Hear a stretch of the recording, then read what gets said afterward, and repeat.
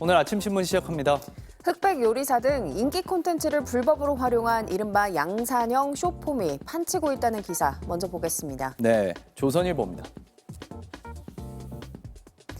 쇼폼 콘텐츠를 주로 올리는 한 유튜브 채널에는 114개의 흑백 요리사 영상이 올라와 있는데요. 영상 총 조회수는 7,716만 회, 예상 수익은 1,042만 원에 달합니다.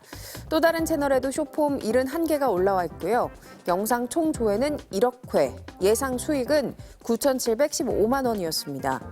모두 제작사나 넷플릭스 허락 없이 만들어진 불법 콘텐츠인데요. 지난해 초 유튜브가 제작자와 55대 45 비율로 쇼폼 광고 수익을 나누기로 결정하면서 이런 양산형 불법 쇼츠가 넘쳐나고 있고요. 양산형 불법 쇼폼으로 돈을 버는 쇼폼 부업까지 생겨날 정도입니다. 유튜브는 광고 수익 극대화를 위해 쇼폼의 최장 길이를 3분으로 늘릴 계획인데요.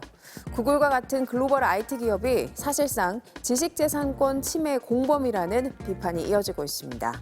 다음은 동아일보입니다. 고령자들이 운전면허를 스스로 반납하는 제도가 시행되고 있지만 반납률은 1%에 그치고 있는데요. 고령자들의 이동권이 보장되지 않는 이른바 교통사막이 적지 않은 상황에서 스스로 면허를 반납하라는 건 어불성설이라는 지적이 나옵니다. 한국교통연구원이 2022년 발표한 생활서비스 시설 교통 접근성 조사에 따르면 전국 6개 권역 중 수도권을 제외한 5개 권역에선 대중교통으로 25분 안에 종합병원이나 판매시설을 갈 수가 없었는데요. 특히 교통사막 지역에선 시내버스 배차 간격도 긴데다가 온라인으로 예상 도착 정보도 확인할 수가 없어서 불편이 이만저만이 아니고요. 최근 일하는 노인이 늘면서 고령자들의 면허 반납도 쉽지 않은 상황이라고 신문은 전했습니다. 이어서 매일경제입니다. 국회의 과잉 입법으로 고소고발 공화국이 됐다는 기사입니다. 일본과 비교했을 때 우리나라의 소송 건수는 지난해 기준 40배가 넘는데요. 갈등을 증폭시키는 법이 쏟아졌기 때문이라는 분석이 나옵니다. 2013년 울산 아동학대 살해 사건이 계기가 된 아동학대 처벌법은 공청회도 없이 2주 만에 법이 만들어졌고요.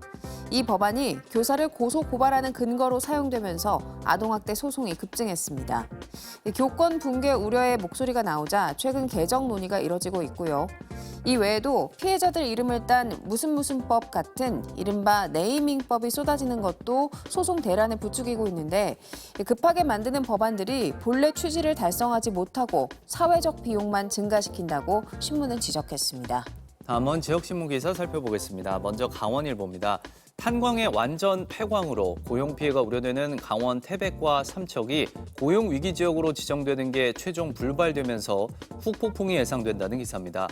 고용노동부는 지난 11일 두 지역의 고용위기 지역 지정 부결을 공식 통보했는데요.